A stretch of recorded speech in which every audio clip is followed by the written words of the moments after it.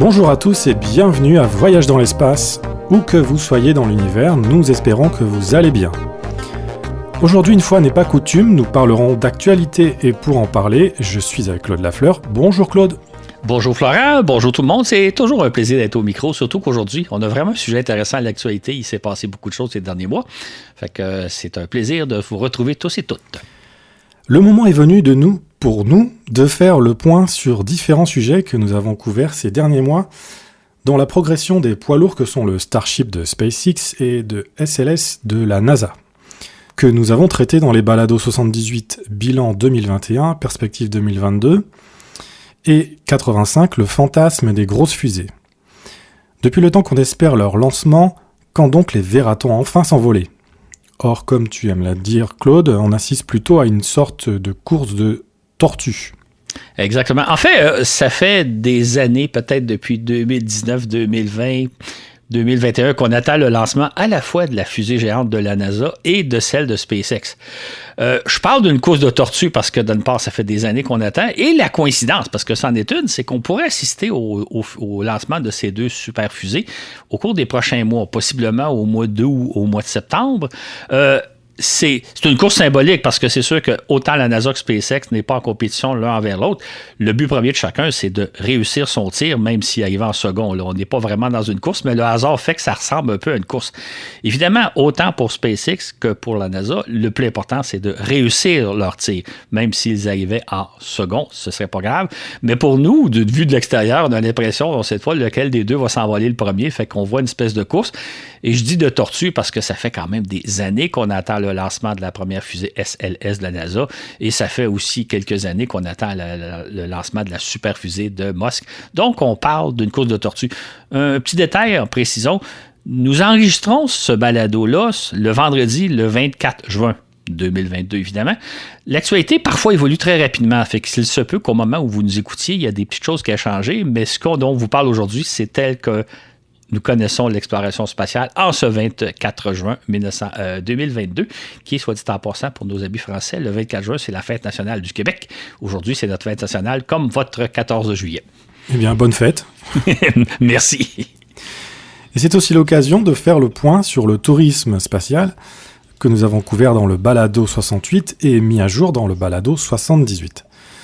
Donc, où en sommes-nous un an après la déferlante à laquelle nous avons assisté l'été dernier ?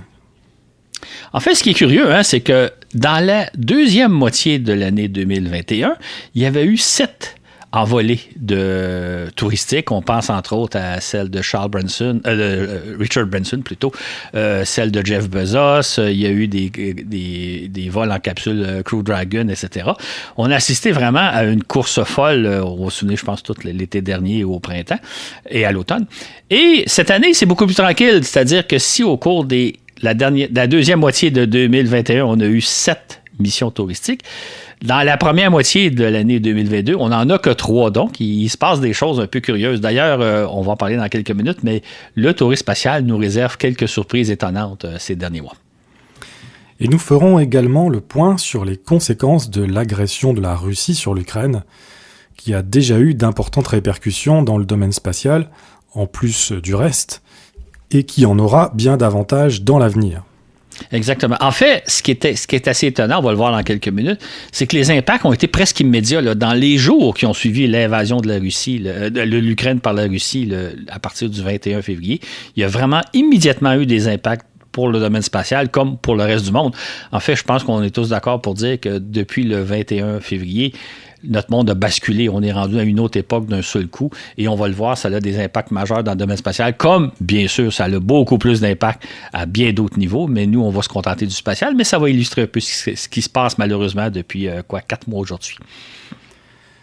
Dans le balado 78, nous rapportions qu'autant la NASA que SpaceX préparaient le premier tir de leur fusée géante SLS et SHS, tir dont on s'attendait ou on espérait qu'ils surviennent ce printemps, mais voilà qu'on attend toujours. Dans le cas de la NASA, ce n'est finalement qu'en avril que l'agence spatiale a procédé au test crucial de qualification de son lanceur SLS, Space Launch System. L'opération a débuté le 17 mars et comment s'est-elle déroulée, Claude ?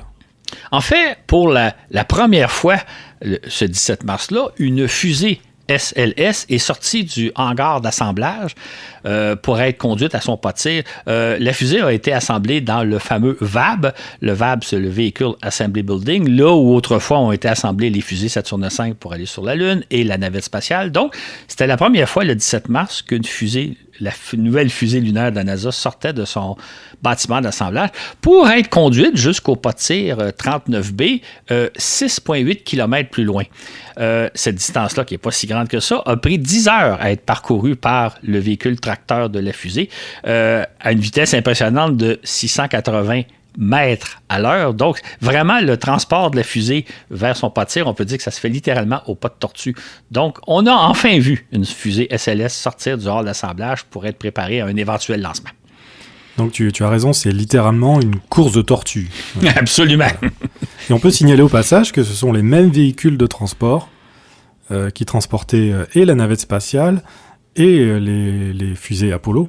Exactement, c'est la même plateforme, le même tracteur qui a été conçu dans les années 60, qui est toujours en fonction dans les années 2020. Je ne pense pas que les concepteurs et les fabricants de ce tracteur-là y avaient songé que 50 ans plus tard, les véhicules seraient toujours en fonction. Puis début avril, la NASA a tenté de simuler un lancement de SLS, mais cette répétition ne s'est pas déroulée sans accroc. Effectivement, c'est-à-dire que le premier week-end d'avril, on devait procéder à un compte à rebours simulé comme si on allait lancer la fusée. Donc, une pratique générale, si on peut dire. Pour la première fois, il s'agissait de remplir les réservoirs de la fusée de son carburant, c'est-à-dire d'y injecter 2 millions de litres d'oxygène liquide et 740 000 litres d'hydrogène liquide. C'était pour la première fois, donc on faisait le plein et on le faisait exactement comme lorsque va venir le temps de procéder au lancement, c'est-à-dire en suivant les étapes les unes après les autres d'un compte à rebours qui s'étend sur 43 heures et 40 minutes. Donc, on remplissait les réservoirs, on préparait la fusée exactement comme si on allait la lancer. Le compte à rebours a commencé tel que prévu le vendredi soir 1er avril, ça s'est bien déroulé, et il devait s'étendre en principe jusqu'au dimanche après-midi et stopper à 10 secondes du lancement de la fusée. 10 secondes, c'est là où normalement les moteurs de la fusée se seraient allumés pour le décollage. Évidemment, il n'était pas question de procéder au lancement, donc on a arrêté à la dernière seconde, juste avant l'allumage des moteurs. Donc, l'opération devait être réalisée durant le premier week-end d'avril. Malheureusement, les ingénieurs ont été confrontés à une multitude de problèmes techniques, des problèmes de pompe, des problèmes de fuite des connexions entre les réservoirs et le système d'alimentation en carburant, des problèmes de fuite du réservoir. En tout cas, il y a eu toute une panoplie de problèmes, ce qui fait que pendant 2 semaines, les 2 premières semaines d'avril, on a tenté de procéder au remplissage des fusées, des réservoirs de la fusée et de se rendre jusqu'à 10 secondes du décollage. On n'y est jamais parvenu. Après 2 semaines, les responsables de l'opération ont dû conclure que c'était un échec. On n'était pas parvenu à réaliser le fameux compte à rebours. On a donc mis fin à l'opération et on a ramené le véhicule, la fusée, dans son bâtiment d'assemblage afin de subir certaines modifications et réparations. Résultat, donc, la fusée SLS a été reconduite au VAB le 26 avril afin d'y subir nombre de réparations et de modifications. La NASA a donc dû reprendre l'exercice 2 mois plus tard, le 6 juin. La SLS a été réinstallée sur son pas de tir en prévision d'un compte à rebours simulé qui s'est amorcé le 20 juin. Cela s'est-il mieux passé cette fois ? En effet, là, ça s'est mieux passé parce que c'est juste au début de la semaine. Nous sommes le 24 aujourd'hui. Donc, entre le 20 et le 22 juin, la NASA a réussi à procéder au fameux compte à rebours de 43 heures et 40 minutes pour en arriver à 30 secondes du lancement. Mais encore là, on a rencontré quelques difficultés techniques, quelques fuites encore. Les réservoirs éprouvent certaines fuites mineures, mais quand même, il faut tenir compte. La NASA considère néanmoins que l'opération est un franc succès et que l'on pourra probablement procéder à l'étape suivante, c'est-à-dire la préparation de la fusée en vue de son lancement. Il y a encore des petites opérations à faire. Et on prévoit possiblement, si tout se passe bien entre-temps, procéder au premier tir de la fusée à la fin du mois d'août. En fait, la fusée pourrait être lancée quelque part entre le 23 août et le 6 septembre, donc une fenêtre de 2 semaines. Et si jamais on n'est pas prêt à la fin d'août, ce sera remis à peu près pour 1 mois. À partir du 9 septembre, il y a une autre fenêtre de 2 semaines pour le lancement de la première fusée SLS. Donc, on s'en vient. Tranquillement, pas vite, on va finir par arriver au lancement qu'on attend depuis des années. Et lorsque la fusée SLS sera enfin prête, Claude, la NASA la lancera afin d'expédier une capsule Orion jusqu'à la Lune. Ce sera la première mission du programme Artemis qui doit ramener des astronautes sur la Lune vers 2026 ou 2028. Le but de cette mission-là, le lancement qu'on va peut-être voir fin d'été ou début de l'automne prochain, c'est la mission Artemis 1. C'est donc le lancement d'une capsule Orion sans équipage, bien entendu, puisque ce sera pour la première fois qu'on essaie la fusée et la capsule. Si tout va bien, on va expédier la capsule jusqu'à la Lune. Elle va passer plusieurs semaines dans l'espace, entre autres en gravitant autour de la Lune, avant de revenir amérir au large de la Californie, un peu à la manière des capsules Apollo. Donc, on va simuler une mission lunaire sans équipage, évidemment.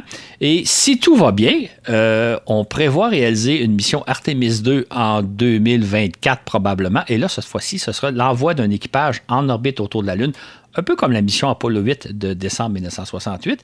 Et encore là, si tout va bien, vers 2026, 2027, on devrait tenter une première opération d'alunissage, un peu à la manière d'Apollo 11. Ça serait la mission Artemis 3.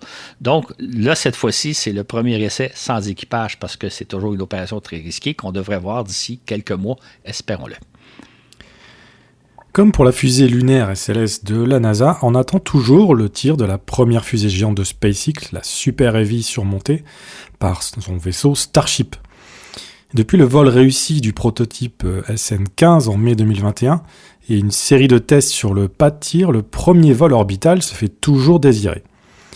Après mise à jour du programme présenté par Elon Musk en début février, comme nous en avons parlé dans le balado 85, le fantasme des grosses fusées, nous pensions voir bientôt décoller le booster numéro 4 surmonté du Starship numéro 20. Mais ça ne s'est pas passé comme ça, Claude. Où en sommes-nous en ce mois de juin? En fait, ce qui était très surprenant, c'est que la fusée qu'on avait vue sur le pas de tir au mois de février et qu'on pensait qu'elle allait bientôt s'envoler, eh bien, on a appris en avril que le spaceship numéro 20 a été envoyé à la casse. Donc, soudainement, Musk nous annonce que ce ne sera pas ce vaisseau-là qui va être lancé par la Super Heavy. On va plutôt passer au numéro 24, le spaceship numéro 24, sans trop qu'on sache qu'est-ce qui est arrivé des spaceships 21, 22 et 23. Et là, donc, un des problèmes qu'on a avec SpaceX, comme avec toute entreprise privée, c'est qu'on n'a pas autant de détails qu'avec la NASA qui, elle, nous donne toutes les informations possibles. Donc, on ne sait pas trop exactement ce qui s'est passé. Tout ce qu'on sait, c'est qu'ils ont décidé d'envoyer le vaisseau numéro 20 à la casse pour remplacer par le numéro 24 et qui est actuellement en train d'être préparé en vue dont on imagine un tir aussi qui devrait être d'ici quelques semaines, d'ici quelques mois. Là. Et parallèlement, il peut exister une confusion dans l'appellation du lanceur lourd de SpaceX. Comment appelle-t-on maintenant la fusée géante d'Elon Musk ? Comme on l'avait raconté dans le balado sur le fantasme des grosses fusées, à l'origine, la fameuse fusée, la super fusée de SpaceX, Elon Musk l'avait appelée la Big Fucking Rocket, ou quelque sorte la maudite grosse fusée, qui a ensuite changé de nom et qui s'est appelée la Big Falcon Rocket, ou Booster, Big Falcon Booster, pour être plus précis. Et éventuellement, on l'a appelée la Super Heavy. Mais la Super Heavy, dans le fond, c'est le premier étage qui permet de lancer le vaisseau Starship qui, lui, va se placer en orbite. Le Starship, c'est le vaisseau dans lequel Musk nous dit « Je vais placer des équipements et des passagers pour les envoyer jusqu'à Mars ». Donc, on avait l'impression que donc c'était la fusée Super Heavy qui lancerait le vaisseau spatial Starship. Mais quand on écoute les plus récents comptes rendus de SpaceX et des spécialistes qui suivent SpaceX, il y a vraiment des mordus qui suivent Elon Musk, on ne parle plus maintenant de Super Heavy, mais on parle de booster, donc un propulseur. Par exemple, actuellement sur le potier, il y aurait le booster numéro 7 qui serait surmonté d'un vaisseau, ship, le numéro 24. Donc, on parle de booster et de ship. Et si j'ai bien compris, ces deux-là forment maintenant ce qu'on appelle le spaceship. Le spaceship serait composé donc du premier étage, qu'on nommé maintenant booster, le booster numéro 20 qui est actuellement en préparation, surmonté du ship numéro 24 et ça forme le tout le spaceship. Ça, c'est l'appellation qu'on semble utiliser maintenant, mais comme on voit, il y a eu beaucoup de changements. Peut-être que là, on en arrive à la façon de le dire finalement, c'est-à-dire on ne parle plus de Super Heavy, mais de booster, et l'ensemble forme le spaceship qui va nous amener éventuellement sur la Lune, et peut-être, qui sait, un jour à Mars. Plusieurs observateurs qui suivent au jour le jour, comme tu dis, les activités de SpaceX commencent à se demander sérieusement si on verra un jour s'envoler le Starship, au moins pour un vol orbital. Absolument, parce que ce qu'on apprend dans le fond, c'est que régulièrement, il y a toutes sortes de problèmes. Ce qui est un peu normal, mais des fois, il y a des problèmes qui surprennent. Par exemple, au mois de mai, le booster numéro 7 devait subir des tests de pressurisation de ses réservoirs. Tests qui ont échoué malheureusement. La fusée a même été endommagée, mais par la suite, elle a été réparée et elle a subi avec succès ces tests de pressurisation. En parallèle, on a appris que 2 moteurs Raptor, les moteurs Raptor, c'est ceux qui équipent le premier étage de la fusée, 2 de ces moteurs-là ont explosé sur banc d'essai. Est-ce que c'est parce que les ingénieurs les ont poussés à fond, au-delà de leurs limites pour voir leur résistance, ou est-ce que c'est plutôt un accident qui est survenu alors que les moteurs devaient fonctionner comme prévu? On ne le sait pas. Évidemment, s'ils ont poussé les moteurs à leurs limites pour voir jusqu'où ils pourraient aller, c'est pas grave parce qu'ils connaissent maintenant les limites des moteurs. Mais si c'est un accident inopiné, ça pourrait retarder le lancement du fameux Starship qu'on attend depuis longtemps. Donc, il y a quand même des préparatifs à faire. Il y a des incidents qui arrivent. Il y a possiblement des incidents dont on n'a pas encore eu connaissance, qu'on va en prendre un peu plus tard. Mais c'est pas facile. Hein? C'est pour ça, d'ailleurs, que la NASA travaille sur des années à lancer sa première fusée. La même chose du côté de SpaceX. Ce sont des fusées, des grosses fusées, des fusées géantes, donc très complexes, et c'est pas facile à faire. Et on le voit du côté de SpaceX. Donc, à notre connaissance, les choses quand même progressent. On est prévu pour un tir cet été, mais il peut y avoir encore plein d'autres incidents. Et je peux rajouter que le booster numéro 7, donc qui est pressenti pour l'orbite, a été sorti hier même, donc le 23 juin, et se prépare donc son test au sol pour la première fois à allumer les moteurs. Donc ce ne serait pas les 33 moteurs en même temps, mais par groupe, si j'ai bien compris. Et donc ce test va avoir lieu incessamment sous peu. Voilà, donc à suivre. C'est ça. Ça risque d'être spectaculaire. Mais c'est une étape très importante et il y a quelque chose d'un peu particulier, c'est que normalement, avant de lancer une fusée, on fait l'essai sur banc de tous les moteurs qu'on allume en même temps pour s'assurer que tout fonctionne. La NASA a fait l'an passé, avec le premier étage de sa fusée SLS, l'essai, donc l'allumage de ces 5 moteurs qui ont fonctionné pendant 8 minutes et demie, donc tout le temps qui doit fonctionner pour être certain que tout est correct. Dans le cas de SpaceX, cette opération n'a pas encore eu lieu, donc on n'a pas essayé l'allumage des 33 moteurs. Et récemment, Elon Musk a annoncé qu'il ne ferait pas l'allumage des 33 moteurs simultanés, mais plutôt un par un ou peut-être 2 par 2. Mais il n'oserait pas allumer les 33 moteurs en même temps, de peur qu'il y ait une explosion. Mais c'est à ça que servent les tests au sol. C'est d'ailleurs important de dire qu'il n'y a jamais eu une fusée équipée d'une trentaine de moteurs qui a réussi son décollage. Comme on l'avait mentionné, raconté dans le balado sur les grosses fusées, les Russes avaient mis au point dans fin des années 60, début des années 70, une fusée lunaire équipée de 30 moteurs. Malheureusement, justement, les 4 essais de cette fusée-là ont échoué parce que lorsque vous faites fonctionner une trentaine de moteurs fusées en même temps, vous avez des effets de résonance et des effets combinés de vibrations impossibles à prédire d'avance. C'est donc dire que d'allumer 33 moteurs en même temps, c'est très risqué. C'est pour ça que Musk n'ose même pas le faire sur pas de tir. Et il avoue maintenant qu'effectivement, il y a des grandes probabilités que le premier lancement se termine par un accident. Et je voudrais peut-être pondérer aussi ce que tu dis en prenant exemple sur le Falcon Heavy, qui lui a 3 x 9, 27 moteurs et qui a priori parfaitement fonctionné. Oh, mais c'est pas la même chose. On n'est pas dans la même grandeur de puissance. Non, ben c'est pas ça. Pas du tout. C'est parce que une Falcon Heavy, c'est 3 fusées Falcon possédant chacun 9 moteurs qui sont accolés les uns aux autres. Donc, on connaît bien le fonctionnement de 9 moteurs de fusée Falcon. Là, vous avez 33 moteurs à la base du même premier étage, donc ils sont tous ensemble et non pas en série de 9. Et ça va générer des vibrations, ça va générer des effets de résonance qu'on n'a pas testés. Et ça réserve des très mauvaises surprises. Moi, évidemment, là, j'espère que le premier tir va réussir. Je suis comme tout le monde, là, je souhaite le succès. Mais je crains beaucoup, non seulement le premier tir, mais il va tellement y avoir des phénomènes de vibration impossibles à simuler que si ce n'est pas un échec lors du premier décollage, ça pourrait être lors du deuxième ou du troisième. Et là, une des grandes questions, c'est est-ce que s'il y a un accident, et on ne le souhaite pas personne, est-ce que l'accident arrive au sol ou en altitude? Si c'est au moment de l'allumage des moteurs et qu'il y a eu explosion, ça va détruire le pot de tir, ça va être un revers très important pour la suite du programme. Si l'explosion arrive à relativement haute altitude, ça va être très dommage, mais au moins, ça n'aura pas de conséquences sur les installations au sol. Donc, c'est très, très risqué ce qu'on va voir. Et je suis un peu surpris, moi, si on pense que la NASA, l'an passé, a allumé les 5 moteurs de sa fusée LLS sur banc d'essai pour s'assurer que tout fonctionne bien. Et ils ont fonctionné pendant 8 minutes et demie. Et Musk, lui, ne prendra pas la chance de faire ce genre de test-là au cas où il y aurait un accident, mais c'est fait pour ça, les tests au sol. Fait que la Super Falcon ne se compare pas à la Super Heavy, étant donné qu'il y a 3 séries de 9 moteurs. La Super Falcon, là, c'est 3 fusées Falcon collées les unes aux autres. C'est un procédé très différent de ça. Je souhaite bonne chance et j'ai très hâte de voir le tir, mais les probabilités d'accident sont beaucoup plus élevées, à mon avis, dans le cas de la fusée Starship que dans le cas de la fusée de la NASA, me semble-t-il, mais j'espère que dans les deux cas, on va assister à 2 francs succès. On va suivre la course des tortues.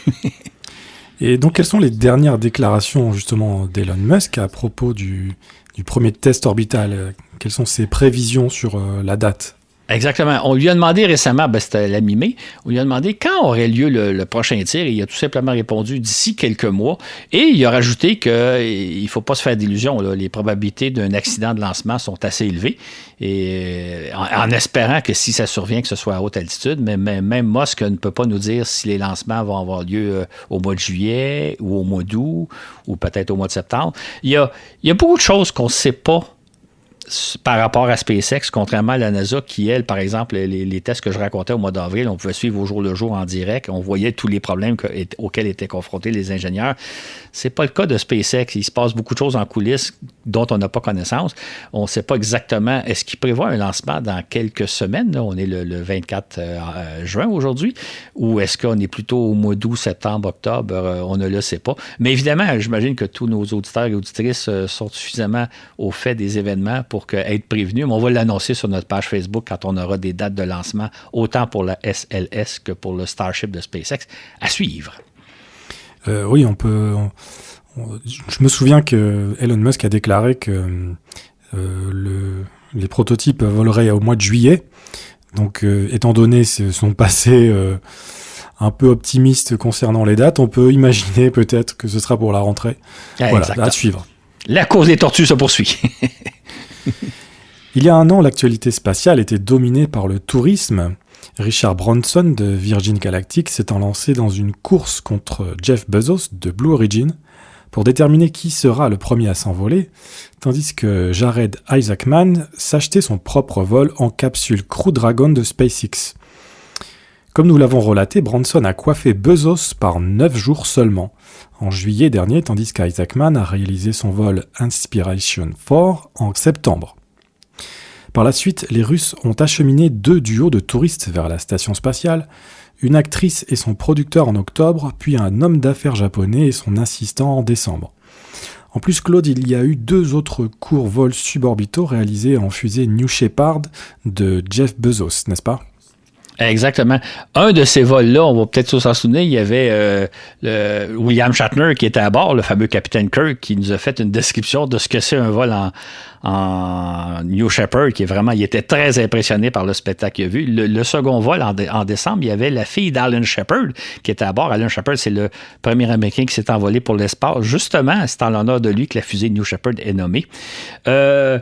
On a donc assisté au cours de la deuxième moitié de 2021 à 7 vols touristiques. D'ailleurs, dans le fascicule qui accompagne ce balado, il y a un beau tableau qui résume exactement les 7 vols. Vous allez pouvoir, dans un clin d'œil, voir un peu ce qui s'est passé. Donc, on a assisté vraiment à un automne très chargé et très spectaculaire. Mais voilà que, curieusement, l'effervescence semble être retombée cette année. Car durant la première moitié de 2022, on a assisté qu'à 2 courts vols suborbitaux en New Shepard et un seul trio de touristes à visiter la station spatiale, le vol Axiom 1. C'est peu en comparaison de tout ce qui se passait l'an dernier. Exactement. En fait, quand on fait le bilan, en 6 mois, l'an passé, il y avait eu 7 vols. Cette année, il y en a juste 3. Et donc, 2 courts vols de New Shepard. Et il y a le vol d'Axiom, dont on peut peut-être parler un petit peu. C'était un vol en capsule Crew Dragon de SpaceX. C'était 3 touristes accompagné par un ex-astronaute de la NASA, quelqu'un qui avait volé à bord de la navette spatiale et qui avait séjourné à bord de la station spatiale. Donc, il y a ces 3 touristes-là, dont un Montréalais, se sont rendus à la station. Et ce qui est un peu cocasse, c'est qu'au départ, ils s'étaient envolés pour une dizaine de jours. Ils devaient passer une dizaine de jours dans l'espace, mais on va le voir un peu plus tard. Pour quelle raison? Finalement, ils ont passé une semaine de plus. Ils ont eu un beau vol de 17 jours. Ils en ont eu plus pour leur argent qui s'y attendaient. Ça a été donc une mission touristique un peu particulière parce que là, c'est vraiment... Auparavant, là, il y a des touristes qui accompagnaient des astronautes en mission régulière. On peut penser à notre célèbre Guy Laliberté qui avait accompagné 2 cosmonautes russes.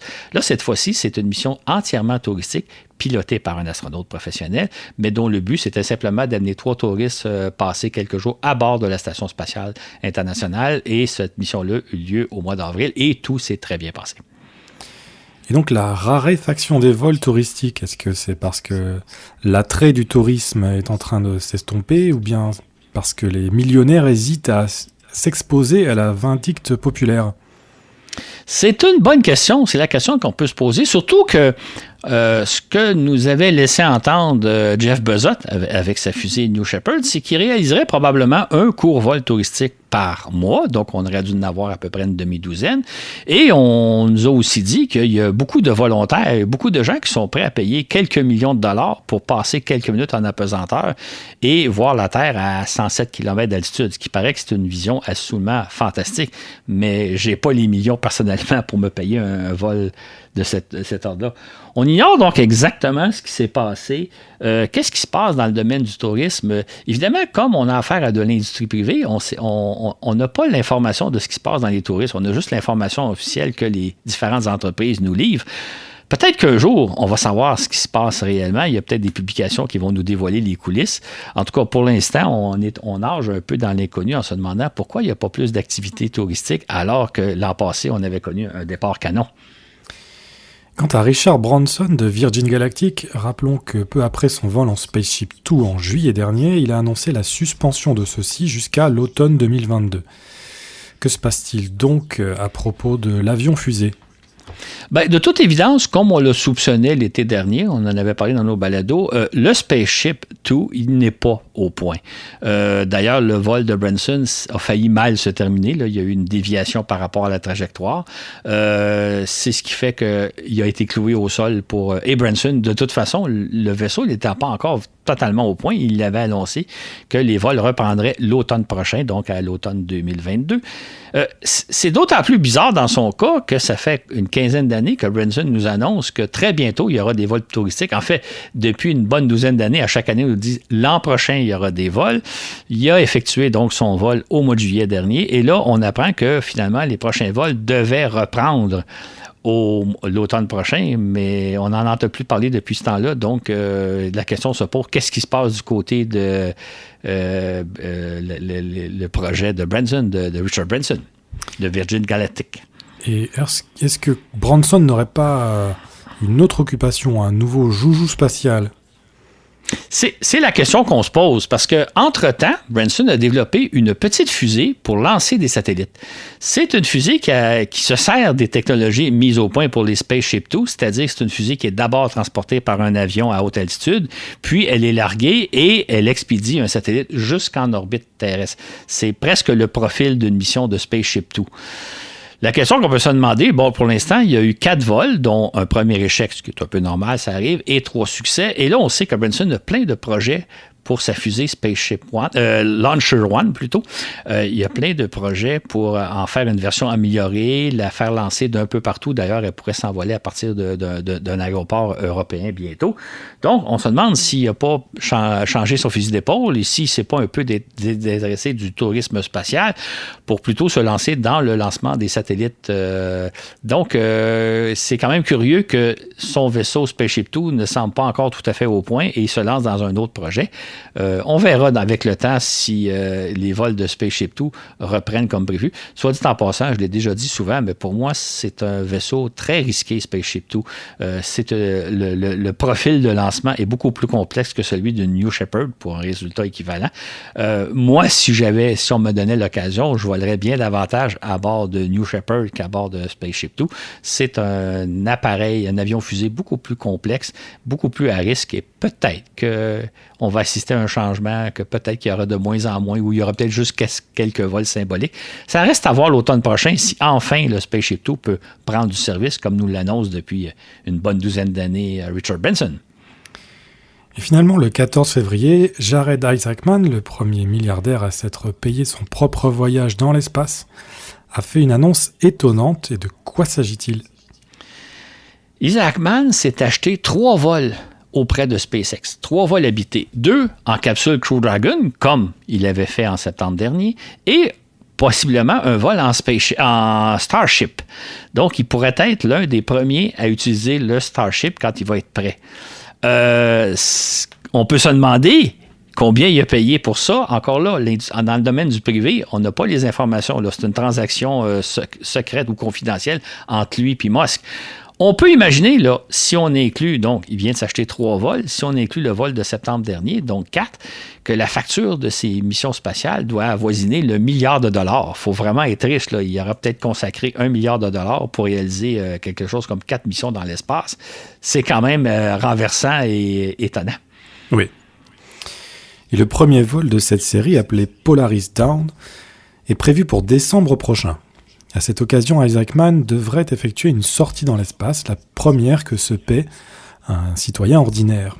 Lui qui était aux commandes de la capsule Crew Dragon en septembre dernier et qui vise maintenant à marcher dans l'espace, est-il en train de devenir un véritable astronaute? C'est la question qu'on peut se poser parce que s'il participe aux 3 vols qu'il a achetés, ce qui est vraisemblable, il va faire partie des relativement rares personnes qui sont allées 4 fois dans l'espace. Là, il va faire partie d'un groupe de privilégiés parce que c'est une chose d'aller une fois dans l'espace, mais d'y être allé 4 fois, il n'y a pas tant de gens de personnes, tant d'astronautes américains ou européens ou de cosmonautes russes qui ont réussi ça. On sait que les gens qui volent en New Shepard ou en Spaceship Two s'affublent du titre d'astronaute. Ils se considèrent comme des astronautes, ce qui est pour moi absurde parce que la formation d'astronaute et l'entraînement d'un astronaute est beaucoup plus exigeante que celle d'un chirurgien. Donc, je trouve ça un peu absurde que quelqu'un qui a fait un vol de 10 minutes en New Shepard ou en Spaceship Two s'affuble du titre d'astronaute. Par contre, dans le cas d'Isaacman, s'il vole 3-4 fois dans l'espace, comme ça semble devoir être le cas, je pense qu'on pourra le considérer comme étant le premier astronaute privé, c'est-à-dire celui qui s'est payé ses propres vols. J'ouvre une parenthèse. Souvent, on parle d'astronautes civils, comme si tous les astronautes qui avaient volé dans l'espace étaient des militaires. Il y a beaucoup d'astronautes civils qui volent dans l'espace. Fait que dire que, par exemple, Isaacman sera le premier civil à marcher dans l'espace, c'est faux. Il y a des civils qui ont marché bien avant lui. Il y a des militaires aussi. Et dire qu'il serait peut-être le premier astronaute civil à avoir voyagé 4 fois dans l'espace, ça aussi, c'est faux. Il y a plusieurs civils. On mélange souvent militaires et civils comme si tous ceux qui allaient dans l'espace étaient des militaires, puis ceux qui ne le sont pas, les Guy de la Liberté et autres, sont des civils. Mais il y a quantité de civils qui volent. Donc, moi, je donnerais le titre à Isaacman de la première personne privée à s'être payée une sortie dans l'espace et non pas un civil. Et je dirais qu'il est peut-être le premier astronaute privé à s'être payé 4 vols dans l'espace avec ses propres fonds. C'est la nuance que j'apporterais. Pendant ce temps, mine de rien, la Station spatiale internationale continue d'être opérée par 7 hommes et femmes provenant des États-Unis, de Russie et d'Europe, avec relève d'équipage tous les 6 mois. Le 12 janvier, le vaisseau cargo russe Progress MS-18 a utilisé ses moteurs fusées pour élever l'orbite de la station d'1,5 km. La station navigue sur une orbite comprise entre 414 et 423 km d'altitude. Exactement. Ce qui est important de retenir dans ce petit fait-là, c'est que ce sont les Russes qui maintiennent la station spatiale en orbite à 400 km d'altitude. C'est-à-dire, c'est d'une part les moteurs fusées russes qui servent à élever la station spatiale et c'est le carburant russe qui sert à l'opération. Sans les Russes, la station descendrait graduellement vers la Terre, parce qu'il faut savoir qu'à 400 km d'altitude, il y a encore de l'air, il y a encore des molécules d'air qui ralentissent la station. Fait que si on n'ajustait pas régulièrement l'orbite, la station finirait par descendre vers la Terre, et plus elle perd d'altitude, plus elle rencontre d'air, plus elle perd d'altitude, et plus elle perd d'altitude, plus elle rencontre d'air. Donc, la station serait, si ce n'était pas des moteurs fusées russes et du carburant russe, probablement qu'en l'espace d'à peu près une année ou au maximum 2 ans, elle retomberait naturellement dans l'atmosphère terrestre, alors qu'elle orbite la Terre depuis maintenant plus d'une 20aine d'années. Oui, puis tu as mentionné donc les équipements en orbite russes, mais il y a aussi des équipements au sol qui permettent de les opérer en orbite. Qui sont toujours opérés par les Russes en parfaite coopération. Exactement. Il y a le centre spatial de Moscou, comme le centre spatial de Houston, qui chacun pilote la station spatiale, s'assure que tout va bien à bord. C'est vraiment une collaboration au quotidien, d'heure en heure, entre les Russes et les Américains. Et le 23 janvier, c'est le vaisseau cargo américain Dragon 24 qui a quitté la station pour venir amérir dans le golfe du Mexique, rapportant sur Terre des centaines de kilos d'expérience et d'équipement. C'est intéressant de souligner que seules les capsules Dragon mises au point par SpaceX sont en mesure de ramener du matériel sur Terre. Donc, il y a d'autres vaisseaux cargo qu'on va voir dans quelques minutes, mais c'est le seul qui nous permet de ramener. Et ça, c'est intéressant parce que ça veut dire que les équipages à bord de la station font des expériences scientifiques, recueillent des échantillons à la fois biologiques, chimiques et autres. Et ces résultats d'expérience-là peuvent être rapportés sur Terre via les capsules Crew Dragon, Dragon tout simplement. Et on en profite aussi pour rapporter des équipements sur Terre, équipements qui sont remis en état de vol et qui sont relancés à nouveau. Donc, les capsules Dragon de SpaceX jouent un rôle assez important qu'aucune autre capsule ne peut remplir jusqu'à maintenant. Le 13 février, ce fut le tour du vaisseau cargo russe Progress MS-19 de livrer 2,5 tonnes de matériel à la station, dont du carburant, de l'oxygène, de la nourriture, des instruments et des expériences scientifiques. Et les vaisseaux Progress, eux, n'ont pas la capacité de revenir sur Terre, contrairement aux capsules Dragon. Donc, ce qu'on fait au terme d'un vol de Progress, c'est qu'on remplit la capsule de déchets, tout ce qui est inutile à bord de la station, on le met dans la capsule du Progress, dans le vaisseau Progress, et une fois celui se sépare de la station spatiale, on le téléguide pour qu'il rentre dans l'atmosphère terrestre et qu'il brûle. C'est comme ça qu'on se débarrasse de la plupart des déchets de la station spatiale. Donc, on ne jette rien par-dessus bord parce que ça polluerait littéralement l'orbite terrestre. On s'en profite des vaisseaux Progress pour se débarrasser de tous les déchets qui s'accumulent dans la station, un peu comme nos déchets qui s'accumulent chez nous. C'est les Progress qui servent à se débarrasser des produits devenus inutiles. Et le 19 février, nouvelle livraison par le cargo américain Cygnus NG-17. Cette fois, 3,8 tonnes de marchandises, essentiellement de l'équipement et des provisions. Ce qu'on constate, ce qu'on vient de relater dans le fond, c'est qu'il y a 3 types de vaisseaux qui approvisionnent régulièrement la Station spatiale internationale. Il y a les vaisseaux Progress russes, il y a 2 types de vaisseaux américains, donc Dragon et Cygnus. Et on pourrait ajouter que de temps à autre, il y a eu aussi des vaisseaux européens ATV, vaisseaux cargo européens ATV et japonais HTV qui ont aussi approvisionné la station spatiale. Dans ce cas-là, c'était d'immenses vaisseaux, beaucoup plus gros que les Dragon, Progress et Cygnus, qui apportaient près d'une dizaine de tonnes de charge à la station spatiale. Ils étaient lancés environ une fois par année. Dans le cas des Européens, ils ont cessé l'opération de ce genre de vaisseaux-là. Et je pense que les Japonais aussi y ont mis fin, ou il leur reste peut-être encore un HTV à lancer. Mais donc, on voit la collaboration internationale où la station est régulièrement approvisionnée par des vaisseaux cargo russes, américains, parfois européens et japonais. Et puis le 21 février, l'armée russe envahit l'Ukraine. Agression qui risque fort de compromettre l'avenir du plus important projet de coopération internationale, américain et européen sanctionnant sévèrement la Russie. Évidemment, je pense que l'invasion de l'Ukraine par la Russie, c'est l'événement qui va marquer l'année 2022. C'est un événement qui a évidemment un impact mondial majeur. Hein. Je pense que l'histoire du monde vient de changer depuis le 21 février dernier. Et c'est un événement qui a aussi des impacts majeurs dans le domaine spatial, entre autres par rapport à l'opération de la station spatiale, comme on va le voir dans quelques instants. Le 18 mars a eu lieu le lancement du vaisseau de transport d'équipage Soyouz MS-21 avec 3 cosmonautes à bord. Ceux-ci sont entrés dans la station vêtus de combinaisons aux couleurs de l'Ukraine, un geste qui est interprété évidemment comme un appui à l'Ukraine.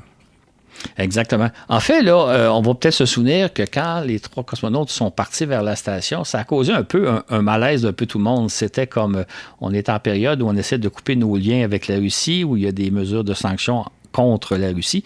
Et là, il y a 3 nouveaux cosmonautes qui vont s'installer dans la Station spatiale internationale. On se demandait un peu comment les choses se passeraient. Et on a tous été surpris de voir qu'ils étaient vêtus d'une espèce de combinaison jaune aux couleurs du drapeau de l'Ukraine. C'était, dans le fond, une espèce d'affirmation comme quoi ils prenaient davantage en faveur de l'Ukraine que de la Russie. Ça a fait sensation et ça a calmé un peu le jeu, mais on se demande un peu comment ils vont être, quand ils vont venir sur Terre au bout de 6 mois, comment ils vont être accueillis par les Russes. C'est ce que j'allais te poser comme question, oui. C'est ça. Je pense qu'on espère tous que les choses se seront rétablies dans 6 mois, ce qui ne semble pas devoir être le cas malheureusement aujourd'hui, mais c'est assez étonnant de les voir, parce qu'il faut dire une chose, hein, la combinaison qui portait jaune, d'ailleurs, dans le fascicule qui accompagne cette chose-là, on montre le balado, on montre la photo des 3 cosmonautes. C'était pas un geste inopiné, c'était très volontaire, c'était une affirmation qu'ils voulaient qu'ils voulaient montrer à la face du monde, comme quoi ils prenaient plutôt fait et cause pour l'Ukraine que pour la Russie. À suivre. Le 30 mars, le vaisseau de transport d'équipage Soyouz MS-19 a quitté la station avec à son bord 2 cosmonautes et un astronaute américain. Il s'est posé comme prévu au Kazakhstan, sans encombre. L'Américain a été rapatrié sans problème aux États-Unis, malgré les tensions qui règnent entre la Russie et le reste du monde. Exactement. Les frontières sont à toute fin pratique fermées entre la Russie et l'Occident, entre l'Europe et les États-Unis. Donc, on se demandait un peu qu'est-ce qui arriverait, mais finalement, l'astronaute américain a été rapatrié sans problème majeur, à la grande satisfaction de tous. J'ouvre une parenthèse pour dire que il était prévu que, maintenant, les Américains ont la capacité d'envoyer leurs propres astronautes à la Station spatiale internationale avec les vaisseaux Crew Dragon de SpaceX et bientôt Starliner de Boeing. Il était prévu que, normalement, il y aurait toujours au moins un cosmonaute russe à bord d'un de ces vaisseaux américains, comme il y aurait un astronaute américain à bord d'une capsule Soyouz. Et l'idée de mettre un Américain dans un vaisseau russe et un Russe dans un vaisseau américain, c'était de s'assurer qu'il y aura toujours des Américains et des Russes à bord de la Station spatiale internationale. Maintenant, cette opération-là a été suspendue pour l'instant. Chacun lance ses propres citoyens, si je peux dire. Mais là, il semble que ça va reprendre à partir de l'automne ou peut-être de l'hiver prochain, où des cosmonautes russes voleront à bord des vaisseaux américains et des astronautes américains voleront à bord des vaisseaux Soyouz russes. Donc, on voit un peu la difficulté on veut sanctionner les Russes, on veut leur faire payer cher leur invasion de l'Ukraine. En même temps, ça pose toutes sortes de problèmes dans la vie de tous les jours, et la station spatiale, dans ce sens-là, est un bel exemple de cela, comme quoi c'est pas si facile que ça de se passer des uns et des autres.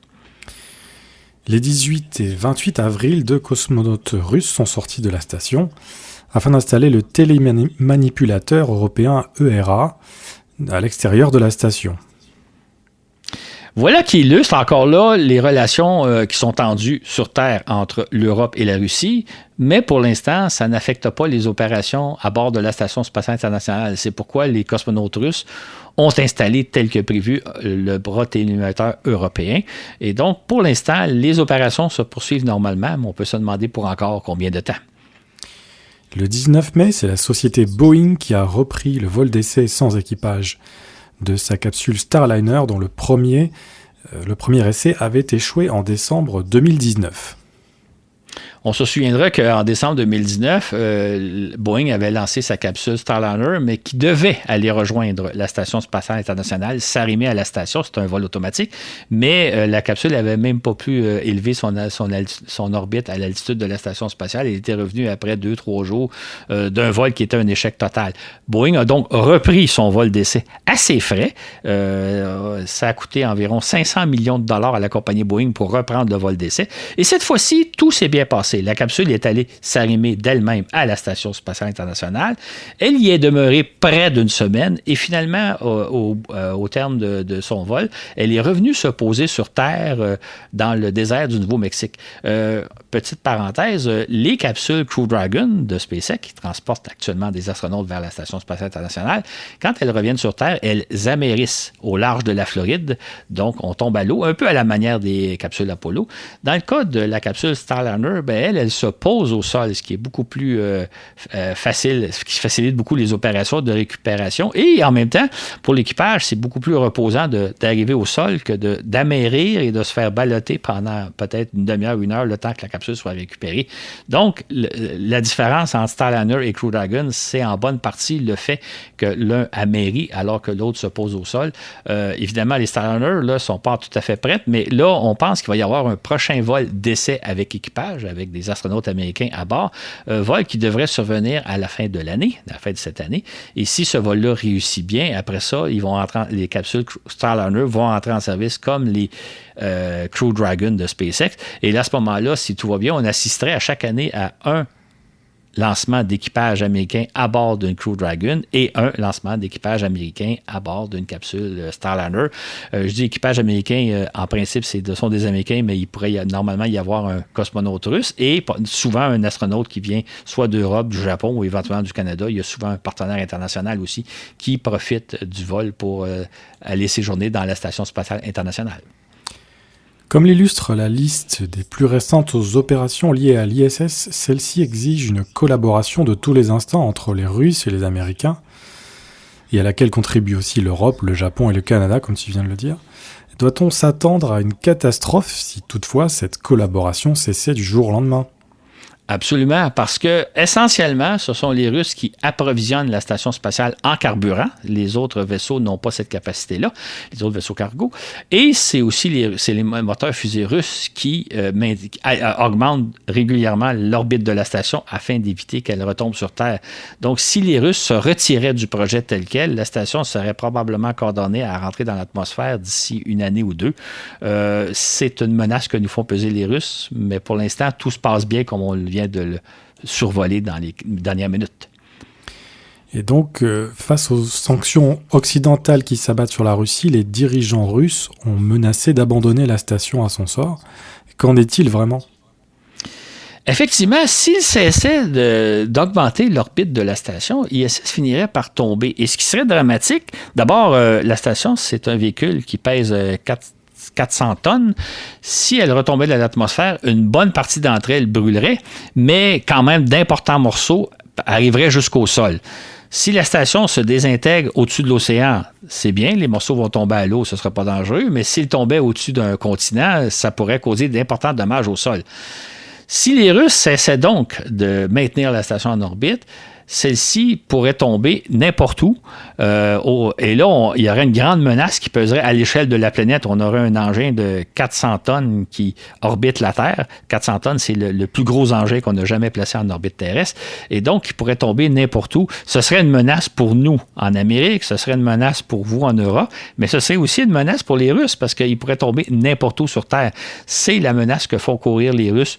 Pour l'instant, ça reste une menace symbolique, mais qui pourrait peut-être se concrétiser si la situation se dégradait. Donc jusqu'à présent, l'opération de l'ISS se poursuit normalement, mais pour combien de temps ?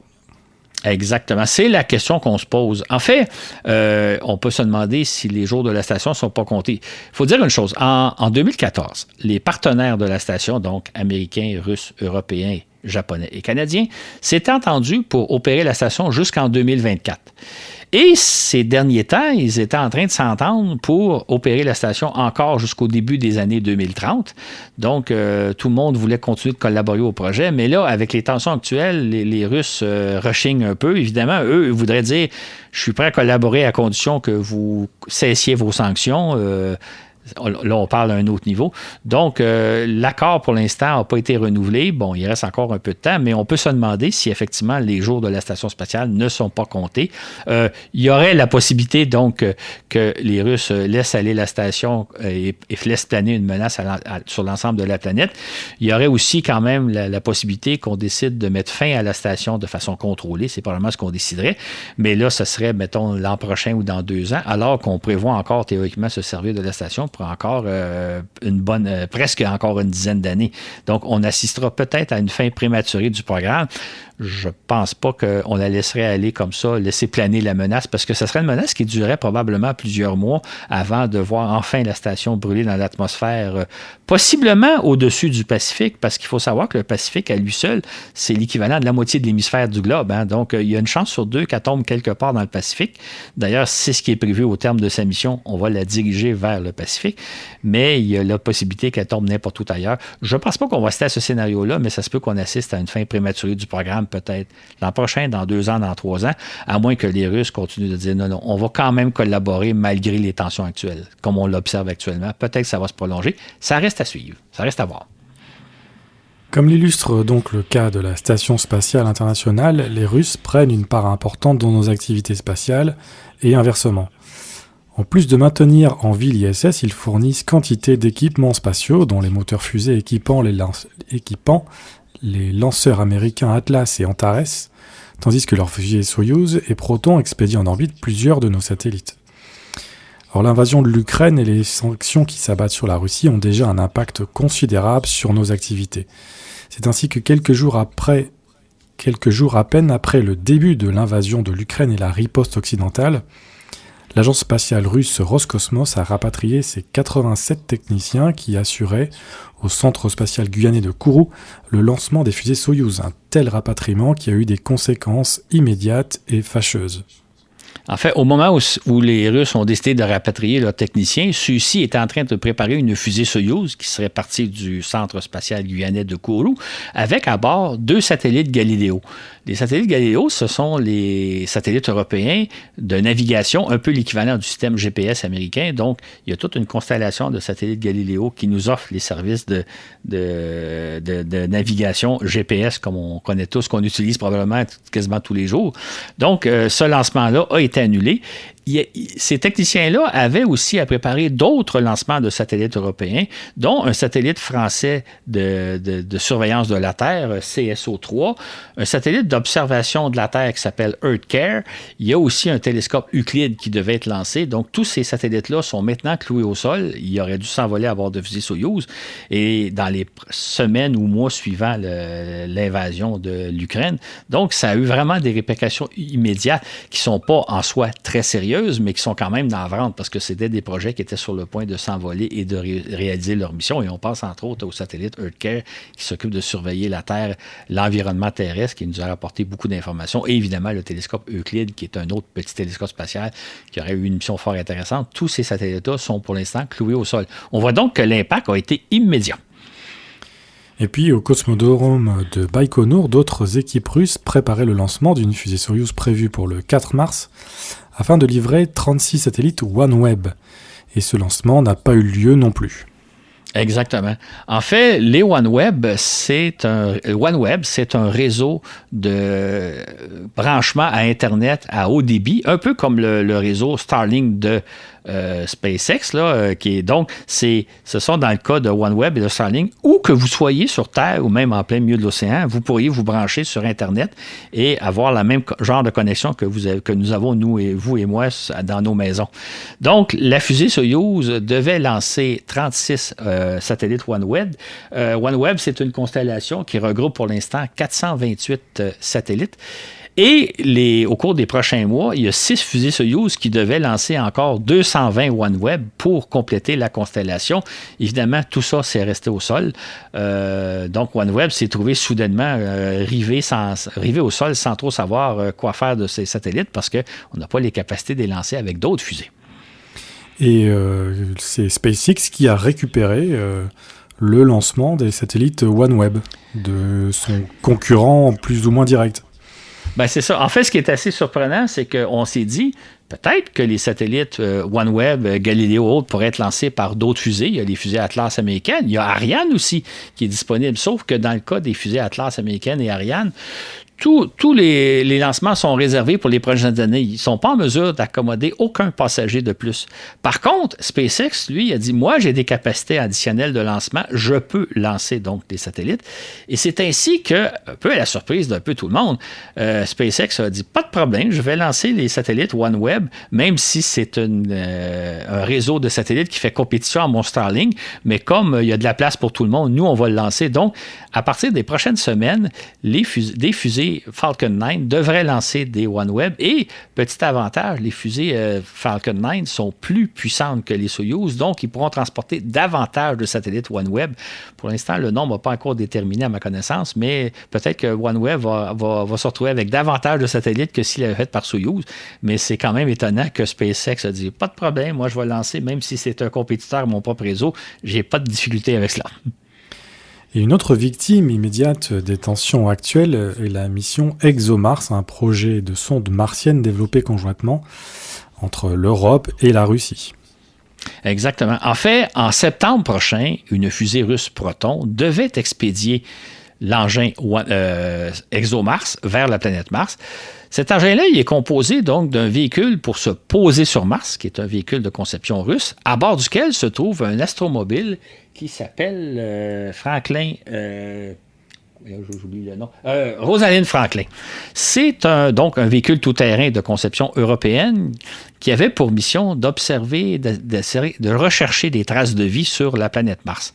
Malheureusement, évidemment, ce lancement-là n'aura pas lieu. Et comme c'est les Russes qui fournissent le véhicule d'atterrissage, évidemment, il n'est pas question d'utiliser le véhicule russe. Pour l'instant, l'astromobile est cloué au sol, il a été mis de côté et on ne voit pas le jour où il va pouvoir être lancé parce que ça serait remettre en place, reconcevoir la mission. Donc, ça se peut malheureusement que l'astromobile européen ne se retrouve au musée un jour sans avoir pu être lancé. Donc, c'est quand même navrant quand on parle qu'il y a eu des victimes rapides du chose. Ben, il y a du conflit. Ben, il y a les satellites européens et il y a la mission ExoMars qui incidemment devait s'envoler il y a 2 ans, mais le système n'était pas encore au point. Malheureusement, on dirait que la malchance s'acharne sur ce projet-là. Et d'autre part, le fabricant des fusées Atlas annonce qu'il a déjà fait provision de tous les moteurs fusées russes dont il a besoin. C'est au moins une bonne nouvelle pour eux. Exactement. En fait, c'est amusant de penser que les fusées Atlas américaines, au départ, c'est un missile intercontinental qui a été développé dans les années 50 pour expédier des bombes nucléaires jusqu'en Union soviétique. Entre-temps, c'est devenu un lanceur de satellites et même c'est une fusée Atlas qui a lancé John Glenn il y a 60 ans cette année. Et à partir des années 2000, ces fusées-là ont été dotées de moteurs fusées russes RD-180. Donc, c'était une collaboration entre les Russes et les Américains. Évidemment, avec les tensions actuelles, il n'est plus question de livrer des moteurs RD-180 aux Américains, mais la compagnie ULA, qui fabrique les fusées, a dit « J'ai tout le matériel nécessaire pour lancer les 25 fusées Atlas 5 que j'ai dans mon inventaire et dont les tirs sont déjà réservés. Il y a déjà des satellites de prévus à bord de chacune de ces 25 fusées-là. » Et heureusement, entre-temps, ULA avait développé une nouvelle fusée qui s'appelle Vulcain, qui est une fusée propulsée par des moteurs américains, fournis par la firme Blue Origin de Jeff Bezos. Donc, une fois que les 25 Atlas 5 auront été lancés, c'est la fusée Vulcain qui va reprendre la suite et on n'aura plus besoin des moteurs russes. Donc, dans le cas d'ULA, il s'en tire à bon compte. En revanche, la situation est plus problématique pour la société Northrop Grumman, qui fabrique les fusées Antares, puisque le premier étage de celle-ci est fabriqué par une firme ukrainienne et utilise des moteurs russes RD-181. Qu'en est-il alors ? On parle des fusées Antares qui servent à lancer les vaisseaux Gargo Cygnus vers la Station spatiale internationale. Donc là, Northrop Grumman a ce qu'il faut pour lancer les 2 prochains vaisseaux Cygnus. Donc, ils ont tout l'équipement nécessaire, mais pour la suite, ils ont plus d'étages de fusées construits en Ukraine. Évidemment, on imagine que les usines sont arrêtées et ces étages-là utilisent des moteurs russes RD-181 qu'évidemment, la Russie ne livrera plus. Donc, Northrop Grumman se trouve un peu mal prise parce qu'elle ne peut pas non plus trouver d'autres compagnies pour lancer son propre cargo Cygnus. En tout cas, la compagnie nous a dit qu'elle envisageait différentes solutions de rechange pour lesquelles on n'a pas encore la situation, mais hormis les 2 prochains lancements de vaisseaux Cygnus qui sont prévus, je pense, c'est à l'automne et à l'hiver prochain, la compagnie Northrop Grumman va avoir un certain problème là aussi parce qu'il n'y a plus de capacité de lancement d'envoyer ces vaisseaux cargo Cygnus vers la Station spatiale internationale. On peut imaginer que toute coopération avec la Russie risque de cesser, ce qui risque d'être embêtant pour nous, mais qu'en sera-t-il pour le spatial russe lui-même ? Ça va être dévastateur parce que, comme vous le constatez, la collaboration russe est très importante et il y a beaucoup d'entreprises russes qui nous fournissent des équipements, qui nous fournissent des fusées, etc. Et tout ça va cesser. En fait, pour donner une idée de ce qui va arriver dans les prochaines années, peu importe l'issue du conflit, on peut raconter un peu l'histoire des fusées Atlas V auxquelles j'ai fait allusion il y a quelques années, il y a quelques minutes. En 2014, il y a eu une première invasion de la Russie en Ukraine, c'est-à-dire qu'ils se sont appropriés les territoires qui sont contigus à la frontière russe, là, ce qu'on appelle le Donbass. Suite à ça, les Américains et les Européens ont réagi en imposant des sanctions aux Russes. Et ceux-ci ont réagi en disant, écoutez, si vous nous imposez des sanctions, on va cesser de vous envoyer des moteurs RD-180 donc, on va paralyser au sol vos fusées Atlas V. Et il faut savoir que les fusées Atlas V lancent, entre autres, de très importants satellites militaires américains. Donc, les Américains ont réagi très, très vivement en disant, il n'est pas question de faire face au chantage des Russes. On va développer nos propres moteurs fusées et on va les remplacer, les moteurs russes, par des moteurs de conception américaine. Immédiatement, les Russes ont réagi en disant non, écoutez, on va faire marche arrière, on laisse tomber notre menace, on va vous livrer les moteurs malgré les sanctions, on va vous livrer les moteurs RD-180. Mais le mal était fait, les Américains avaient pris leur décision. Et de sorte qu'on se retrouve 8 ans plus tard avec le fait que justement, les Américains ont développé une nouvelle fusée, la Vulcan, qui va remplacer les Atlas V qui sont munis de moteurs russes. Donc, l'industrie spatiale russe qui avait fait, en fait, c'est le gouvernement russe qui avait fait une menace en 2014. L'industrie spatiale russe s'est trouvée donc hors champ. On a mis fin au contrat des RD-180. Et c'est ce qui va se passer probablement dans tous les autres domaines. C'est-à-dire que, et là, je parle du spatial, mais on peut parler de tout le reste, de tous les autres ententes qu'on a avec les Russes, ententes commerciales qu'on a avec les Russes. De toute évidence, les entreprises européennes, américaines, occidentales vont mettre fin à leur contrat avec les Russes parce que sinon, ils risquent à tout moment de subir un chantage où on leur ferme le robinet pour le pétrole, où on leur ferme l'alimentation en équipement de toutes sortes. Donc, ce qui est arrivé en 2014 a des répercussions aujourd'hui, de sorte que l'industrie spatiale russe va être dévastée parce que toutes les entreprises et gouvernements occidentaux vont mettre fin à leur contrat avec les entreprises russes. Ça peut prendre encore quelques mois ou quelques années, mais on voit très bien ce qui est arrivé avec la fusée Atlas V illustre très bien ce qui attend l'industrie spatiale russe en général. Et on peut aussi se rappeler qu'à la fin des vols de navettes spatiales en 2011, les Américains sont devenus dépendants des Russes pour acheminer leurs astronautes jusqu'à la Station spatiale internationale, n'ayant pas eux-mêmes de capacité. Mais ce n'est plus le cas aujourd'hui, grâce aux capsules Crew Dragon de SpaceX et, si tout va bien, du Starliner de Boeing. Exactement. En fait, on peut s'imaginer à quel point la NASA et les Américains en général ont été soulagés de constater qu'ils ne dépendent plus des Russes pour lancer leurs astronautes, qu'ils ont maintenant leur capsule Crew Dragon et bientôt Starliner. Et donc, ça a été fait. Cette décision-là n'a pas été prise en 2014 à la suite de l'invasion de l'Ukraine, mais plutôt a été prise avant parce que les Américains se sont dit on veut quand même avoir notre capacité de lancer des astronautes, mais ça montre à quel point c'est important de se distancier des Russes parce que c'est devenu maintenant un partenaire d'affaires auquel on ne peut plus se fier. Et ce qui s'est passé avec les capsules de lancement d'équipage, ce qui s'est passé avec la fusée Atlas V, va se passer dans tout le reste de l'industrie. Ça va être dévastateur pour les Russes. Et Ça va être dommage pour nous, là, parce que les Russes font d'excellents équipements. On pense aux fusées Soyouz, on pense aux fusées Proton, on pense à leurs moteurs fusées. Ils sont hors pair dans le domaine des moteurs fusées. Malheureusement, on va devoir se passer de leur capacité et eux vont devoir se passer de nos besoins à nous. Juste pour donner une idée, au début de l'année, avant l'invasion, on avait prévu qu'il y aurait 60 lancements de fusées russes durant l'année, dont une bonne partie de ces lancements-là lanceraient des satellites occidentaux et charges utiles du genre. Et maintenant, il n'y en aura plus qu'une vingtaine de lancements. Donc, les entreprises russes ont perdu les 2/3 de leur capacité de leur contrat de lancement à cause de l'invasion de l'Ukraine. Donc, l'impact est majeur en Russie, comme l'impact est important pour nous aussi. C'est très dommage. Et qu'arrivera-t-il donc du prestigieux programme spatial russe? On peut penser qu'à tout fait pratique, le programme spatial russe va disparaître, sauf le volet militaire, c'est-à-dire que régulièrement, les Russes lancent des satellites d'observation de la Terre, ce qu'on appelle des satellites espions, des satellites de communication militaire, des satellites de navigation, etc. Donc, il va rester un embryon de programme, à savoir le programme militaire, mais au niveau du civil, l'avenir semble très, très sombre. En tout cas, le prestigieux programme spatial soviétique, qui est maintenant devenu russe, est sur le point probablement de presque disparaître parce qu'il n'y aura plus de mission ExoMars comme prévu. Il y a plein d'autres projets qui étaient en préparation qui vont tomber eux aussi. Donc, c'est un peu probablement presque la fin du programme spatial russe, à moins d'un changement vraiment inattendu. Là. Peut-être que dans 5 ans, on fera des balados et on parlera d'une situation qui a évolué qu'on ne peut pas s'y attendre, mais pour l'instant, je pense qu'on assiste à la fin de toute une époque. Et pendant ce temps, la Chine mène sans problème les opérations de sa station orbitale Tiangong 3 amorcée au printemps de 2021. Comme prévu, le deuxième équipage à résider dans la station, composé de 2 hommes et d'une femme, est revenu sur Terre le 15 avril après un séjour record pour la Chine de 6 mois.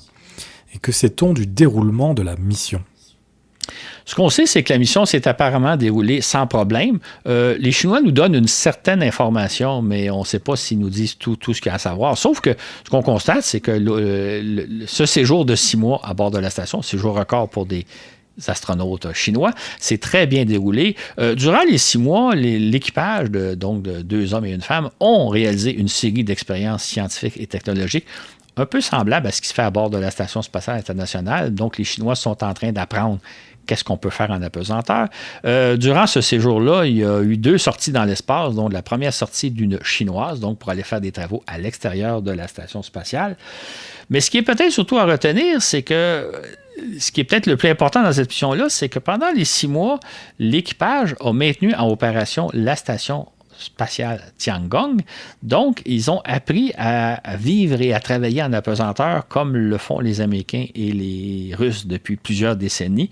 C'est donc une capacité qu'acquièrent les Chinois, c'est-à-dire de qu'est-ce que c'est que de vivre en apesanteur, de maintenir un équipage, de faire en sorte que tous les systèmes de bord fonctionnent. Probablement que, comme c'est le cas à bord de la Station spatiale internationale, il y a dû avoir toutes sortes de petits problèmes techniques, des systèmes qui flanchent, des systèmes qui demandent de l'entretien, etc., ce qui est tout à fait normal. Donc, les Chinois sont en train de développer un savoir-faire qu'ils n'ont évidemment pas dès le départ et que les Américains et les Russes ont acquis au fil des ans. Le mois suivant, le 9 mai, la Chine a lancé le 3e vaisseau cargo Tianzhou 4, qui a livré à la station 6 tonnes de provisions, du carburant, de la nourriture et des équipements de toutes sortes, nécessaires au séjour du 3e équipage. Celui-ci s'est envolé début juin, c'est bien ça ? Exactement. Ils se sont envolés le 4 juin. Et encore là, c'est un équipage composé de 2 hommes et une femme. On dirait que les Chinois essaient d'être assez égalitaires en n'envoyant pas que des hommes dans l'espace. Donc, il y a toujours une femme. Et celle-ci avait déjà voyagé dans une mission précédente. Donc, cet équipage-là va faire comme le deuxième dont on vient de parler, s'installer à bord de la station pour y travailler et vivre durant 6 mois, y faire des expériences scientifiques. Et au cours de ce séjour-là, ils vont recevoir 2 modules scientifiques. Il y en a un qui s'appelle Wantiang et l'autre Mengtiang.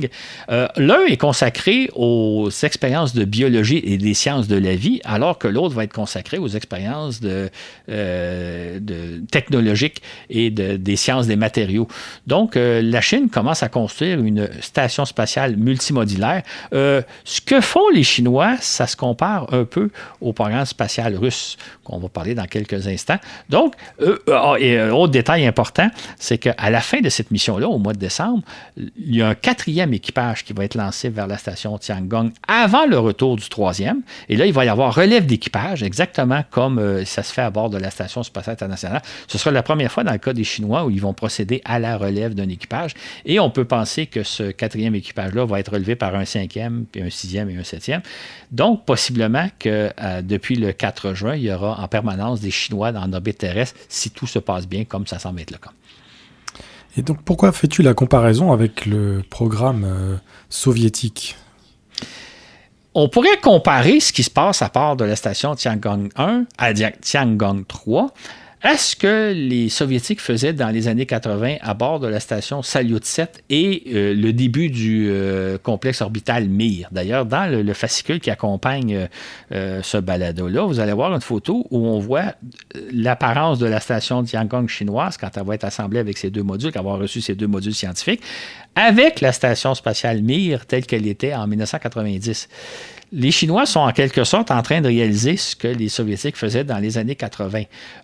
Ça semble, du côté chinois, se passer beaucoup mieux que du côté soviétique où l'occupation de la station spatiale Salyut 7 et ensuite du complexe Mir a été plutôt mouvementée. On en parlera un jour, il faudrait raconter un jour ces deux histoires-là parce que c'est très intéressant. Ce qu'on semble constater du côté chinois, c'est que tout se passe assez bien, bien qu'on ne connaisse pas les détails, mais on peut supposer que les Chinois tirent vraiment profit de l'expérience et de l'expertise acquise par, des fois je dirais même acquise à la dure, par les Soviétiques et les Américains au cours des années 80, 90 et 2000 là, à bord de la station spatiale. Donc, les Chinois sont à peu près au stade où étaient les Soviétiques dans les années 80, mais ils tirent profit des enseignements que les Russes et les Américains ont acquis entre-temps.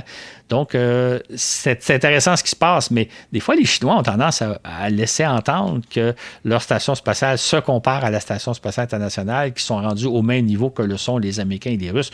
On n'en est pas encore là. Ils sont plutôt où on en était dans les années 80-90, mais fort de l'expérience qu'on peut leur léguer, ils vont progresser relativement rapidement, mais ils ne sont pas encore rendus au stade où on en est actuellement. Et pour terminer, Claude, tu désires attirer notre attention sur un risque assez particulier qu'on serait en train de courir. Mais de quoi s'agit-il? Pour comprendre de quoi il s'agit, je vous propose de faire un retour en arrière il y a 40 ans, au début des années 80. Au début des années 80, à cette époque-là, les Américains étaient en train de développer la navette spatiale internationale, la navette spatiale. Et la navette spatiale, c'était le véhicule qui était conçu pour lancer tous les satellites et les sondes spatiales de la NASA, tous les satellites du Pentagone, et la NASA envisageait même s'en servir pour lancer tous les satellites commerciaux, souvent de communication et d'observation de la Terre, et y compris les satellites par les autres pays, que ce soit le Canada, que ce soit l'Europe ou l'autre. La navette spatiale était un véhicule qui était conçu, un véhicule tout usage, conçu pour servir à tout le monde. C'est ce qu'on était en train de faire il y a une quarantaine d'années.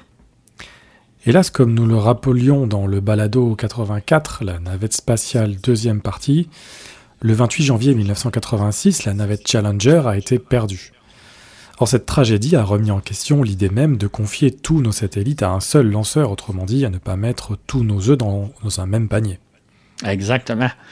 En fait, comme je l'ai déjà relaté, dans le domaine spatial, dans l'histoire de la conquête spatiale, je dirais, il y a l'avant Challenger et l'après Challenger. C'est-à-dire que l'impact de la perte de la navette spatiale a été vraiment majeur, pour ne pas dire catastrophique. Et c'est un peu curieux parce qu'à l'époque, pour moi qui suivais le programme, on savait qu'un jour ou l'autre arriverait un accident de navette. C'était un peu inévitable, comme il arrive parfois des accidents d'avion, mais on n'avait jamais imaginé l'impact qu'aurait cet accident-là. Entre autres, étant donné que la navette spatiale était en train d'être mise au point, les Américains se servaient encore de leurs fusées Delta, Atlas et Titan pour lancer le satellite. Mais comme la navette spatiale semblait devoir les remplacer, les Américains étaient en train de fermer les chaînes d'assemblage de ces fusées-là pour laisser le champ libre à la navette spatiale. Évidemment, l'accident est arrivé juste au moment où on s'apprêtait à fermer les chaînes de montage. Et là, il y a eu une coïncidence parce que s'il est arrivé 2 ans plus tard, les usines auraient été fermées, il était encore ouverte. Et là, les Américains ont décidé de faire un peu marche arrière, de dire non, il ne faut pas mettre tous nos œufs dans notre même panier. Donc, on va réactiver les chaînes de montage pour pouvoir lancer nos satellites par la navette spatiale, mais aussi par ne pas dépendre entièrement d'elle, donc, et aussi par des fusées Delta, Atlas ou Titan. Ça a permis, ce changement de cap-là, à la fusée Ariane de connaître une belle carrière parce que Ariane débutait à l'époque, là, le premier lancement date de 1979, et Ariane avait aussi pour but de lancer des satellites commerciaux, mais la navette devait lui livrer une chaude bataille pour s'emparer des satellites commerciaux, ce qui, évidemment, après la perte de la navette, n'est pas arrivé. Donc, l'accident de Challenger a permis à Ariane de connaître une très belle carrière comme lanceur commercial et lanceur qui laisse toujours. Donc, la grande leçon de la navette spatiale, c'est qu'il ne faut pas mettre tous les œufs dans notre même panier parce que s'il arrive un accident, ça peut être catastrophique comme on l'a observé au milieu des années 80. Et donc tu crains qu'en ce moment, on soit en train de mettre tous nos œufs dans le même panier? C'est exactement ce qui se passe. En fait, on peut le penser. Pour vous donner une couple de chiffres, en ce 24 juin 2022, on peut dire que depuis le début de l'année, on observe qu'il y a eu 71 lancements de fusées un peu partout à travers le monde, dont 26 fusées Falcon 9. Ça veut dire que les fusées de SpaceX correspondent à presque 40% de toutes les fusées lancées cette année. Mais peut-être plus significatif encore, jusqu'à maintenant, cette année, on a lancé 1186 satellites, dont 951 par des fusées de SpaceX. Ça veut dire que SpaceX a lancé 80% de tous les satellites qui ont été lancés depuis le début de l'année. Dans un sens, c'est formidable de disposer de capacités comme le SpaceX nous le propose. D'ailleurs, je disais tantôt que Ariane et Atlas n'étaient pas en mesure d'accommoder des passagers qui ont été laissés de côté par les fusées russes. SpaceX a pris la relève, a levé la main, a dit pas de problème. Moi, je peux vous assurer qu'effectivement, je vais pouvoir lancer. Mais j'imagine qu'avec ce que je vous expliquais un peu plus tôt, vous voyez déjà le problème, c'est que qu'est-ce qui arriverait le jour où, pour une raison ou une autre, les fusées de SpaceX seraient clouées au sol, un peu comme il est arrivé l'accident de la navette.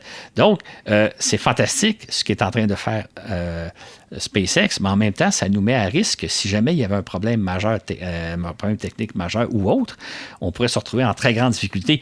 On le voit, là, on a perdu les lancements de fusées russes, Soyouz et Proton, ça nous cause des problèmes. Il y a des engins spatiaux qui ne seront jamais lancés parce qu'on a perdu cette capacité-là. Qu'est-ce qui arriverait le jour où on perdrait malencontreusement les capacités de SpaceX? C'est le danger dans lequel on se trouve plongé. Et donc SpaceX est-elle donc une société avec une santé financière correcte ou bien est-elle en danger? Bien, pour l'instant, ce qu'on sait, c'est que tout va bien pour SpaceX.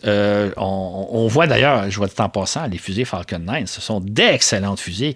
Ils ont une feuille de route remarquable, mais pour l'instant, tout va bien, sauf que SpaceX n'est jamais à l'abri de catastrophes. D'ailleurs, dans le domaine des entreprises de haute technologie, on a vu des géants disparaître assez rapidement. Je vais donner deux cas. Je ne sais pas si nos amis européens sont au courant, mais il y a entre autres la société canadienne Research in Motion qui, il y a une vingtaine d'années, avait lancé le BlackBerry. Je ne sais pas si ça vous dit quelque chose, le BlackBerry. Oui, bien sûr. C'est l'ancêtre, je pense qu'on peut dire, des téléphones intelligents. Hein. C'était comme un petit appareil qui permettait de communiquer comme on le fait aujourd'hui avec nos téléphones cellulaires. Bien, inutile de dire que quand justement est arrivé les téléphones cellulaires à partir du milieu des années 2000, le BlackBerry a perdu toute sa popularité et aujourd'hui, la société, je pense qu'elle existe encore, mais c'est l'ombre d'elle-même. Nous, ici au Québec, les gens vont se souvenir de Nortel, qui était une très importante compagnie de communication de haut voltige, qui est disparue totalement il y a une vingtaine d'années pour différentes raisons technologiques et financières. Mais donc, il y a des géants comme ça qui peuvent disparaître du jour au lendemain. Je ne souhaite pas et je ne pense pas que ça va arriver à SpaceX, mais on ne sait jamais. Et le fait que donc SpaceX ait la capacité ou nous lance actuellement la majorité de nos satellites, c'est à la fois formidable, mais c'est en même temps s'exposer, se mettre à risque. D'ailleurs, j'ouvrirai une parenthèse en disant que hier ou avant-hier, il y a eu le premier lancement d'une fusée Ariane cette année. Dans les belles années, dans les années 90-2000, il y avait une dizaine de lancements, 10-12 lancements de fusées Ariane par année. Maintenant, SpaceX s'est emparé d'une telle quantité de satellites commerciaux que les Européens, les fusées Ariane sont presque plus utilisées. Et c'est dommage parce que là, on perd une capacité qui est accaparée en bonne partie par SpaceX. Et si jamais SpaceX avait des problèmes. Donc, autrement dit, la situation qu'on a failli vivre il y a une quarantaine d'années est peut-être en train de se développer sous nos yeux. Et le parallèle que je ferai en même temps, pour avoir suivi le programme de la navette spatiale à l'époque, si je me reporte au début des années 80, on était tous conscients qu'un jour arriverait un accident, c'est une question de temps, mais on n'était pas conscient de l'impact que l'accident aurait. Et je me demande si on n'est pas dans une situation actuelle semblable, c'est-à-dire qu'on trouve ça formidable ce qui se passe avec SpaceX, et ce l'est formidable, mais en même temps, on se met à risque, et peut-être, qui sait si dans un jour, on ne se portera pas les doigts en disant on aurait dû penser à ne pas tout mettre nos œufs dans le même panier. Fait que c'est le danger que je vois poindre et que j'espère me tromper. J'espère pas revivre ce qui s'est passé en 86-87, mais c'est un risque de confier trop de satellites à un même lanceur.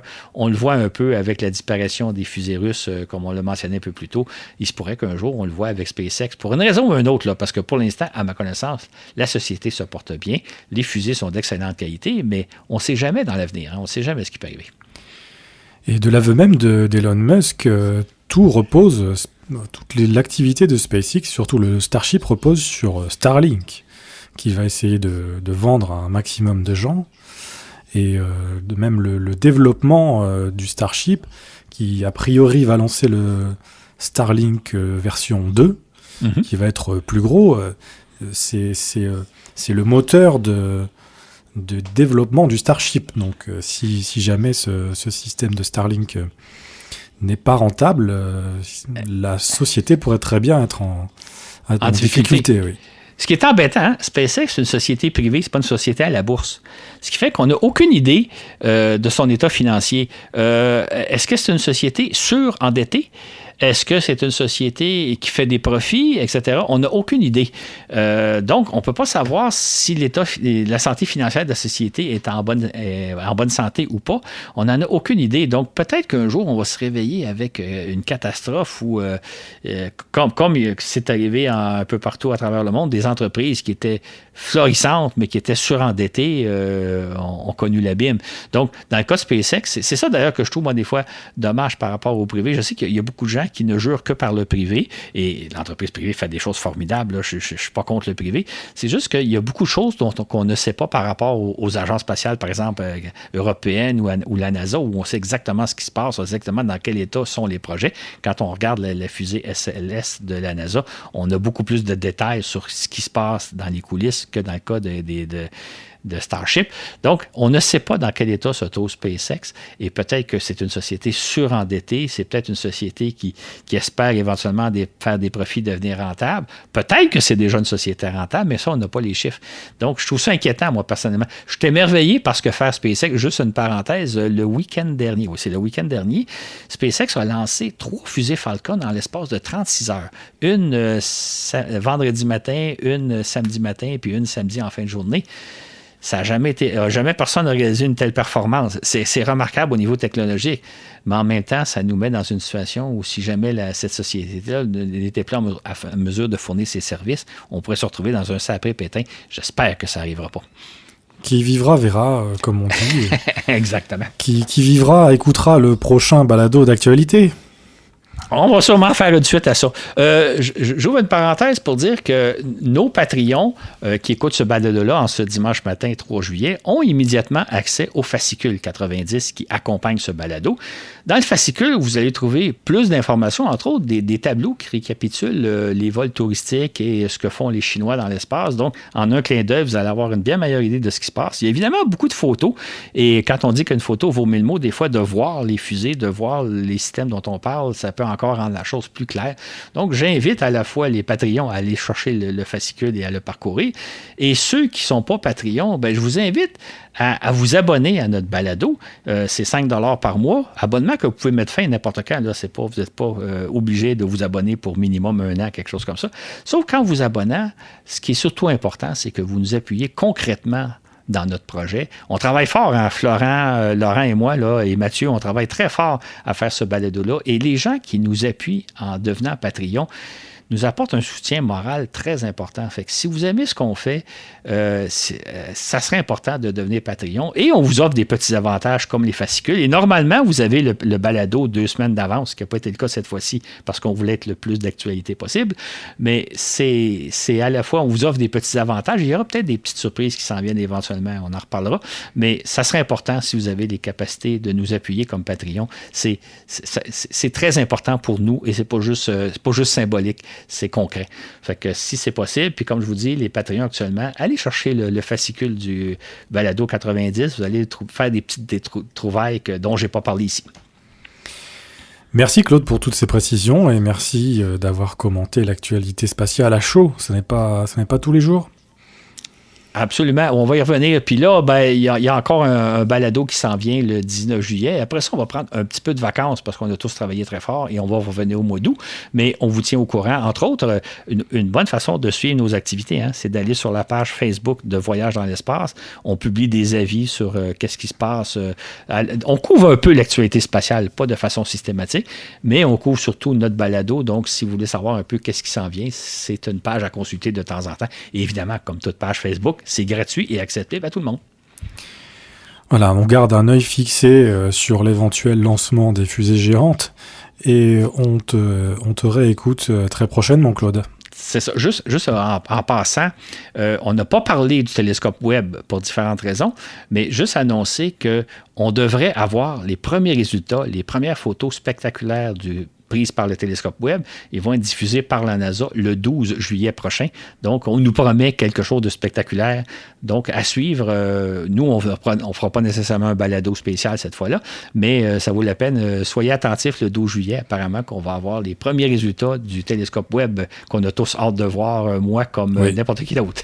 On a tous hâte. Absolument. Au plaisir de se reparler, Claude. Au plaisir. Merci, Florent, puis bonjour à tout le monde.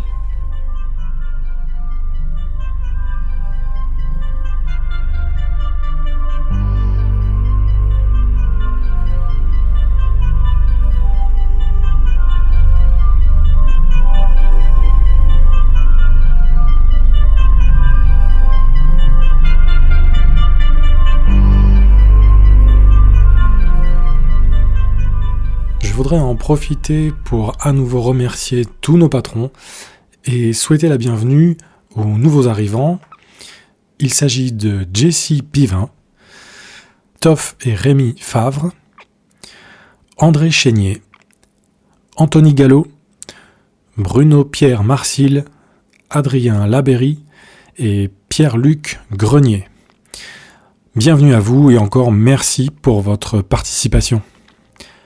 Ce balado vous a été présenté par Florent Meunier, avec au contenu Claude Lafleur et à la diffusion Laurent Runigo.